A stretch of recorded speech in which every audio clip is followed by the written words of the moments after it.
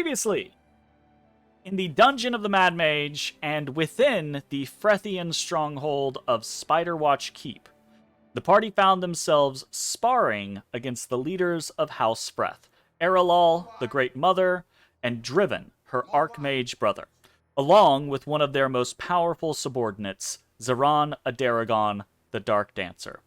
The two groups had chosen to engage each other in a contest of might in order to prove what each side had to offer, aside from its various allies and information. And a test it was for both sides. While Vikadara and Balrin, the two additional combatants on the side of House Freth, bowed out early in the fight, the party, Driven and Zeran, were all incredibly obstinate. As it became obvious on both sides that people would no longer be surrendering, Erelal became exasperated, and the intractable Great Mother slowly focused people down. Unfortunately for the Frethians, the party could, and did, do the exact same thing themselves. And so it was that Ezrah, Ashes, and Driven were eventually knocked unconscious. During the course of the fight, as Zeran was forced to be more defensive, the Great Mother became more and more of a target, and the party got the opportunity to see just how capable the leader of House Freth was. Erelal was a fearsome foe, incredibly resilient, strong, a deadly fighter with her glaive, and quite capable of wielding potent magics. As the fight dragged on, it became all Matashtai could do to remain standing. The monk, realizing he had but moments left before he too was knocked unconscious, asked Erelal if she would accept a draw. The matriarch said that she could yet continue. Matashtai attacked, trying to add what he could to the work that Bones had already been focused on, and Erelal, after weathering the assault, surrendered. In the immediate aftermath, the only combatant that hadn't been injured was Mossy, but as the various fighters around the room caught their breath, Erelal shone with power, fully healing everyone in the room. The Great Mother might have surrendered, but it was evident that if this had been a fight to the death, then she had been honest. She could yet continue. Still, the Frethians seemed satisfied.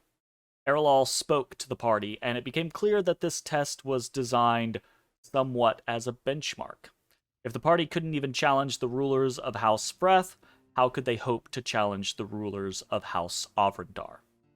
The party might not have delivered a crushing defeat to Erelal, but they had at least challenged her enough that the matriarch seemed hopeful of their chances against Vlonwelv.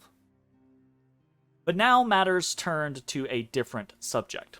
The party had proven themselves potentially good allies, and it seemed House Freth had enough power and information to assist the party against House Avrendar. But a battle was a lot of moving parts and pieces. It would take time to put together, to set in motion. Time Erelal's daughter, Dirzana Freth, might not have. So the conversation turned back to the thought of rescuing her, and the party agreed to assist their new allies as a show of faith. They would need to rest while the Frethians acquired information on Dirzana's exact whereabouts. They were escorted to Driven Freth's quarters, or rather Spartan study, and began preparations to rest. Before that happened, though, Ezrah was called away to a private conversation with Rilna Freth. The captain of Spiderwatch Keep was not as enthusiastic or won over by the party, it seemed. But she wasn't hostile towards the sorcerer. Ezrah appealed to her obvious familial bonds and declared the party's intention to rescue Dirzana Freth, prompting Rilna to share what she could in order to assist. Meanwhile, Matashtai and Valina spoke about the ever-growing stakes the party faced. Valina expressed some concern to Matashtai that it didn't seem as if things would stop escalating. Even with the eventual concept of success here, Matashtai succeeding in Undermountain just meant he'd return home as a champion of his people, to yet more conflict. As the party once again found themselves together, Ashes noticed a smell lingering in the chamber. A smell he was very familiar with. The smell of Borden Brooks, the man responsible for setting Ashes on the path that he was on, the man who shared with Ashes the gift of lycanthropy.